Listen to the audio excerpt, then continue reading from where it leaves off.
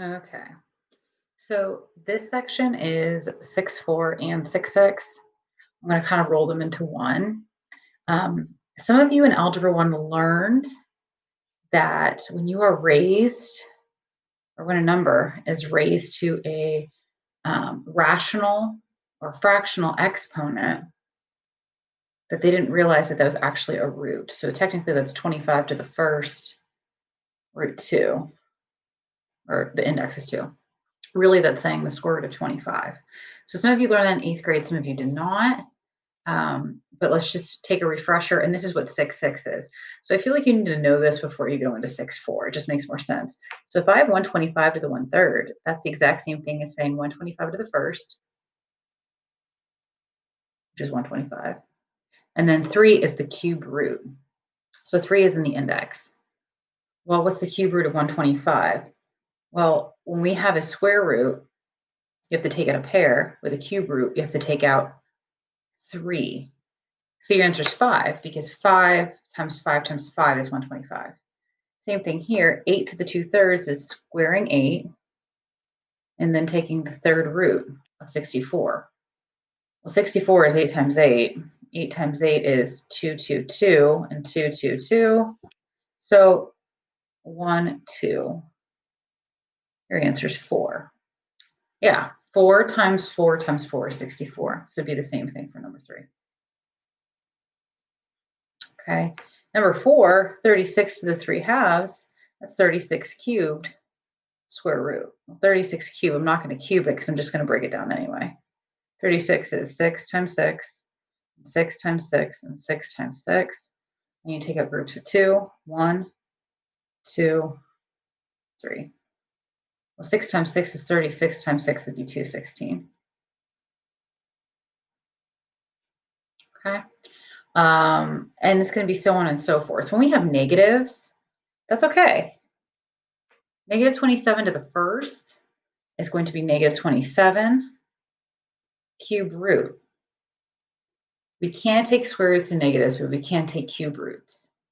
So our answer is going to be negative 3, because negative 3 times negative 3 times negative 3 is negative 27. How would you do that otherwise? I tell students just to move that negative to make it negative 1 and break down 27. You have a group of 3, and then the cube root of negative 1 is negative 1. You can do these in your calculator. You just hit the math button and hit cube root, and it'll give you negative 1, or just instinctually knowing that. Let's try number 7. To the first, it's just 16x squared y cubed, and then it's a square root. So square root of 16 is 4. The square root of x squared is x. And then it's going to be y squared y. It's just going to be y. And then the square root of y stays underneath. Okay. So that's pretty much what 6-6 is. But it's helpful to know that before we go into 6-4. So if you want some practice, okay, this sheet on the next paper, or on the next side, does that. So let's just pick something random. Let's pick something like number 13. So 128. Well, we can break that down to 2. Half of 128 is 64. 64 is 8 and 8, which is 2, 2, 2, 2, 2, 2. 1, 2, 3, 4, 5, 6, 7.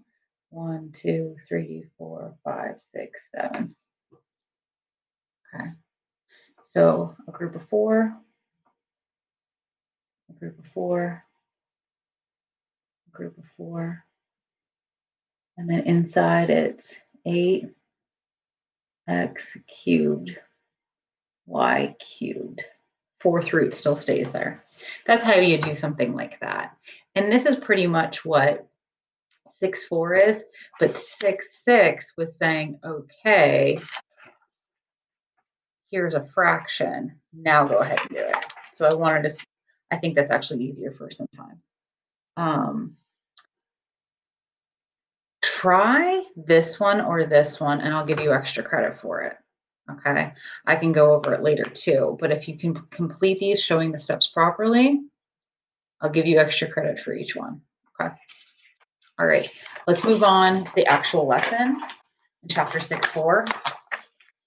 It's nth roots. So if I have x cubed equals 64, that means that blank times blank times blank is 64. So what is that? 4 times 4 times 4 is 64. So 4 is the cube root of 64. So when you try to find the cube root of 64, we just say 4. So what four numbers add up to 625? That would be 5 times 5 times 5 times 5. So 5 is the fourth root of 625, or we say the fifth root is 5. The fifth root of 32 would be 2 times 2 times 2 times 2 is 32. Therefore, 2 is the fifth root. So fifth root of 32 is 2. Okay. So if you've never seen this before, this is how it would be introduced to you in 8th grade. So if you have a to the n equals b, okay, then a is the nth root of b. So the nth root of b is actually a. That's how you would say that then. So we use examples with numbers, but when we use definitions, we use variables representing those numbers. So that's what we mean by nth roots. So this is the index. We talked about that before. This is the radical symbol, and this is the radicand. Okay. Now, here they just put a plus and minus. They're saying whatever your answer is, it's plus minus that. So you don't even have to think about it, but that's what the book has. So what's the square root of 16? So what times what gives you 16? 4. And then what's the square root of y to the fourth? You can literally write it out as 4y's and know that you have to take a pair and take a pair. Okay, or you don't have to. There's a 2 here. 8 divided by 2 is 4.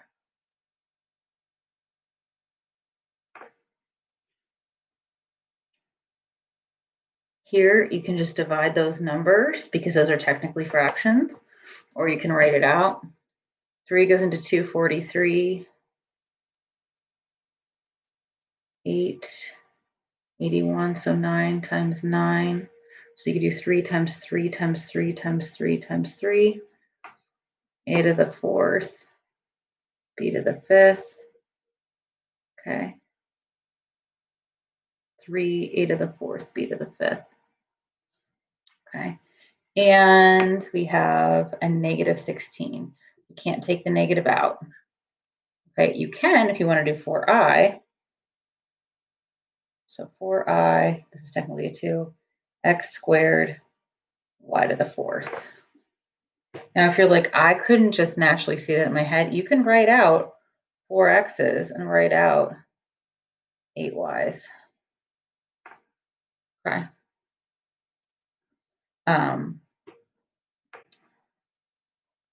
Okay, so that's how you do those. I want you to pause the video and I want you to try these two at the bottom.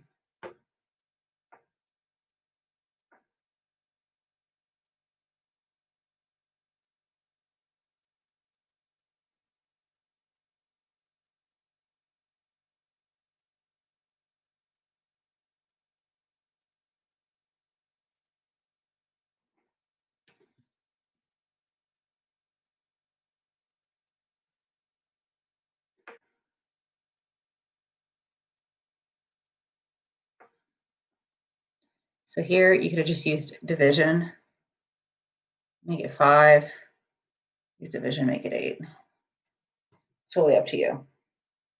Okay. On the back, I'm going to try this again.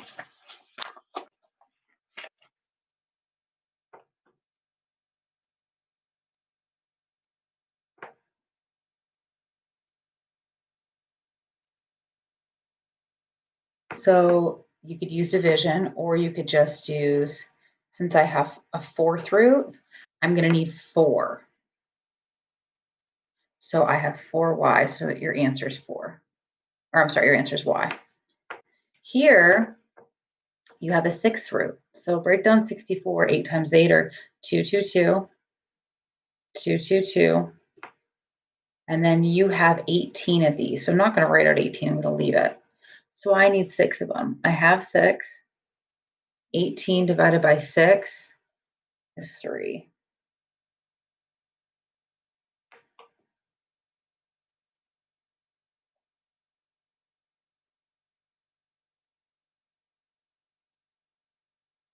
Okay, the square root of 36, 6. But the square root of y to the 6, you can logically think about it. 6 divided by 2 is 3, or write out 6 y's, a pair, y to the third. Okay, and here you do 16 as 4 times 4, 2 times 2 times 2 times 2. Say, okay, 5 by 4 is 3.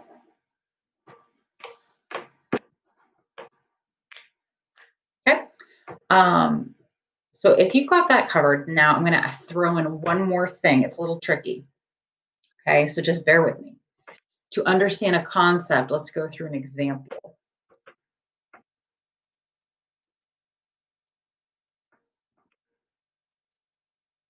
Okay, if I put 2 into here, what do I get? Well, I would square 2 and I would get 4. What's the square root of 4? 2. So I put in 2 and 2 comes out. Okay. So I have an even index and an even result, okay? Now, what if I put in -2? If I put in -2 and I square it, -2 squared is going to still give me +4. What's the square root of +4? 2. So if I put in x,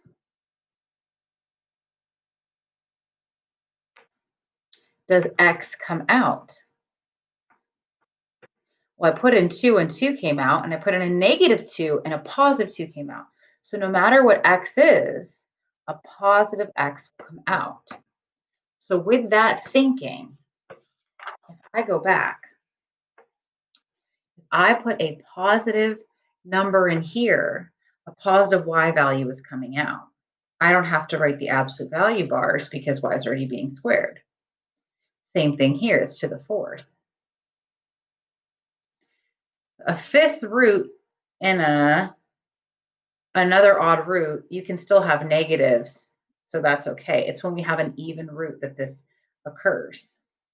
The only time I would try to use it would be here. So if I take a negative number and I bring it to the 10th, I'm making it positive, and I'm taking a square root. This would be positive. So really, my answer would be this. If you give me this answer on a test, I'll accept it. If you give me this answer on a test, I'll give you extra credit. Because really, in theory, it's not x to the 5th, it's a positive x to the 5th. So let's recap. If I have a variable in the radicand and it has an even index, it should have an absolute value around it so the reader understands that you're not going to get the negative value. Okay?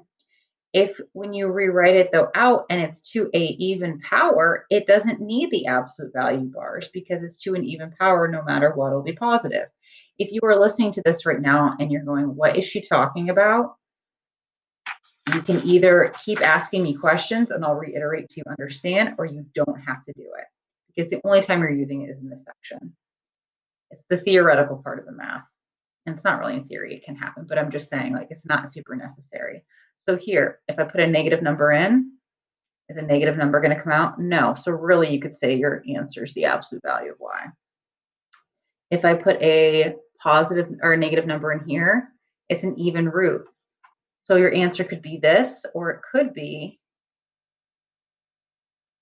this. I wouldn't put it around the 2 because 2 is never going to be negative. It's just 2. Same thing here. If I take a square root, your answer could be this or this. I'll give you extra credit. It doesn't matter. Okay, and lastly, this would be your answer. And some kids go, when do I need to know to use it and when not? Because in the next section, it's the same stuff, but you don't use the absolute values anymore. Well, because you don't really use it that much. It's just saying, okay, using the properties of square roots, understand that technically this is what it means. Okay. So just that's something to add on. If you're super confused by it, just kind of ignore what I said, or I can reiterate it for you. Okay. Now let's talk about like word problems. Say you're given collisions equal the 5th root of bicycle squared.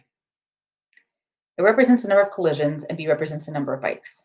per intersection. Estimate the number of collisions at an intersection that have 1,000 bicycle riders a week. So if I have 1,000 bicycle riders a week, square that, take the fifth root of that. That's how many collisions you'll get. So really, this was just a fancy schmancy way of saying evaluate the expression when b is 1,000. Okay.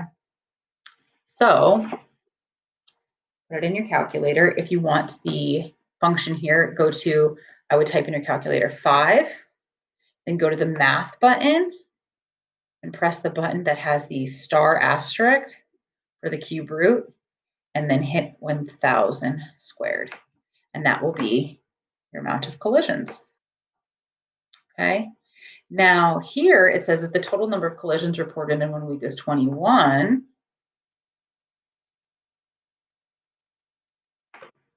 Okay. What would be the bikes? Okay. So now they want you to solve for B. Now this isn't super complicated. It's just also in the radical section because you are using radicals. So if you take both sides to the fifth power, these 5s will cancel out and you're going to be left with b squared. And 21 to the fifth is 4,084,101. Now, if I take the square root of that, what's your answer? That's how many bicycle collisions there are. It's pretty intense. I'm saying that's how many bike riders there would be.